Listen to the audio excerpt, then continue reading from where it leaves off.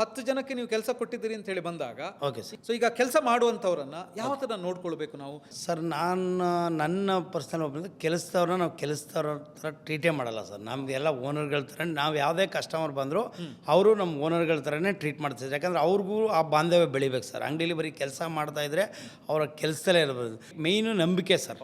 ನಂಬಿಕೆ ಮಾಡಿ ಅವ್ರನ್ನ ಅಂಗಡಿ ಬಿಟ್ಟು ಹೋಗ್ಬೇಕು ಸರ್. ನಂಬಿಕೆ ಇಲ್ಲ ಅಂದರೆ ನೀವು ಇನ್ನೊಂದು ಶಾಪಲ್ಲ, ಒಂದು ಶಾಪೂ ಮೇಂಟೈನ್ ಮಾಡೋಕ್ಕಾಗಲ್ಲ. ಯಾಕೆಂದ್ರೆ ಒಬ್ಬರೇ ನೀವು ಹೆಂಗೆ ಸರ್ ಎಲ್ಲೂ ಹೋಗ್ದೇನೆ ನೀವು ಒಬ್ಬರು ಕೆಲಸವ್ರು ತಗೊಳ್ಳದೇ ಇದ್ದರೆ ನೀವು ಎಲ್ಲೂ ಹೋಗಿ ಸರ್, ಒಂದು ಯಾವುದಾದ್ರು ಒಂದು ಫಂಕ್ಷನ್ಗೆ ಹೋಗೋಕ್ಕಾಗಲ್ಲ, ಒಂದು ಊಟಕ್ಕೆ ಹೋಗೋಕ್ಕಾಗಲ್ಲ.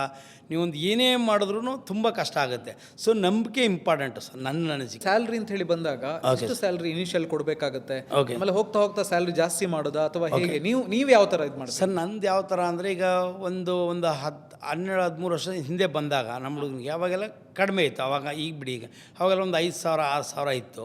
ಆಮೇಲೆ ಈಗ ಬರೋರಿಗೆಲ್ಲ ಒಂದು 10,000 12,000 15,000 ತನಕ ಇವಾಗ ಹೋಗ್ತೀವಿ. ಅವ್ರಿಗೆ ಹೆಂಗೆ ಅಂದರೆ ಎಕ್ಸ್ಪೀರಿಯೆನ್ಸ್ ಆಗ್ತಾ ಐಕ್ ಮಾಡೋ ಇಯರ್ಲಿ ಏನಿದೆ ಐಕ್ ಮಾಡ್ತಾ ಹೋಗ್ತೀವಿ. ಅದ್ರ ಜೊತೆಗೆ ಏನಂದರೆ ಅವ್ರಿಗೆ ರೆಸ್ಪಾನ್ಸಿಬಿಲಿಟಿ ವಹಿಸ್ಬಿಡ್ತೀವಿ. ಇದು ನಿನ್ನ ಅಂಗಡಿ, ನೀನು ಎಷ್ಟು ನೀಟಾಗಿ ಮಾಡ್ಕೊಂಡು ಹೋಗ್ತೀಯಾ, ನೀನು ಯಾವ ಥರ ನೀನು ಈ ಬಿಸ್ನೆಸ್ನ ಇಂಪ್ರೂವ್ ಮಾಡ್ತೀಯಾ, ನೀನು ಬೆಳಿಬೋದು ನಾನು ಬೆಳಿಬೋದು, ನಿಂಗೆ ಬೆಳೆದು ಏನು ಬೇಕು ಆ ಥರ ನಾನು ಸಪೋರ್ಟ್ ಮಾಡ್ತೀನಿ. ಈಗ ಎಕ್ಸಾಂಪಲ್ ಒಂದು 10 ಲಕ್ಷ ಫಾರ್ ಮಂತ್ ಇನ್ಕಮ್ ಅಂದರೆ ಬಿಸ್ನೆಸ್ ಆಯಿತು ಅಂತ ಇಟ್ಕೊಳ್ಳಿ.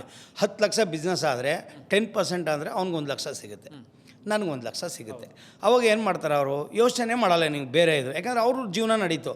ಯಾಕಂದ್ರೆ ಸರ್ ನಾನು ಬೆಳಿಬೇಕು, ನನ್ನ ಜೊತೆಗಿರೋರು ಬೆಳಿಬೇಕು sir. Boss Vala, B the boss.